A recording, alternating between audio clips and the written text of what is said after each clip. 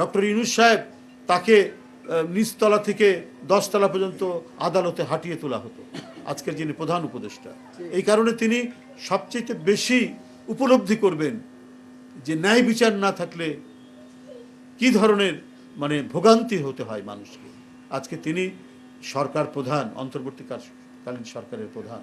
তাই বন্ধুরা, ন্যায় বিচার নিশ্চয়তার যখন ন্যূনতম সুযোগ পাওয়া গেছে, সেই ন্যায় বিচার মাধ্যমেই আমাদের প্রকৌশলী ইসরাত মেয়রের জন্য তিনি স্বীকৃতি পেয়েছেন আদালত থেকে।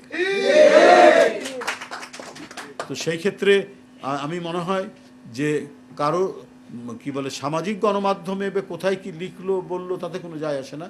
প্রকাশ্য দিবালোকে আদালতের কাছে সে জোর জবরদস্তি করতে পারত। সে অত্যন্ত জনপ্রিয় 10,000 20,000 লোক নিয়ে নির্বাচন কমিশন ঘেরাও করতে পারত, করে বলতো 5ই আগস্টের পরে যে আমাকে ঘোষণা করা হোক, মানে যে কোনো একটা জবরদস্তিমূলক পন্থা অবলম্বন করতে পারত ইঞ্জিনিয়ার ইসরাত। তো সেটা তো সে করেনি, সে আইনি প্রক্রিয়ায় গেছে।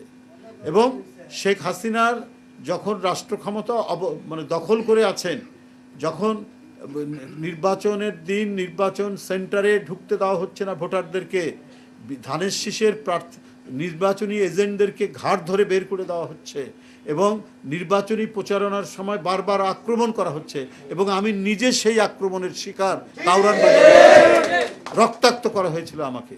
তো কি নির্বাচন, সন্ত্রাসী নির্বাচন আপনারা দেখেছেন। তো সেই অবৈধ নির্বাচন, সেই ভোট ডাকাতির নির্বাচনের বিরুদ্ধেই ইঞ্জিনিয়ার ইসরাত মানে ন্যায়ের আদালতে সে সেই সময় মামলা করেছেন। সেই মামলার ফলাফল এতদিনে পেয়েছেন। এটা অত্যন্ত ন্যায়সঙ্গত, এটা সুবিচার পেয়েছেন, এবং ইনশাল্লাহ সেই সুবিচারের মধ্যে দিয়েই জনগণের মেয়র জনগণের কাতারে ফিরে এসছেন।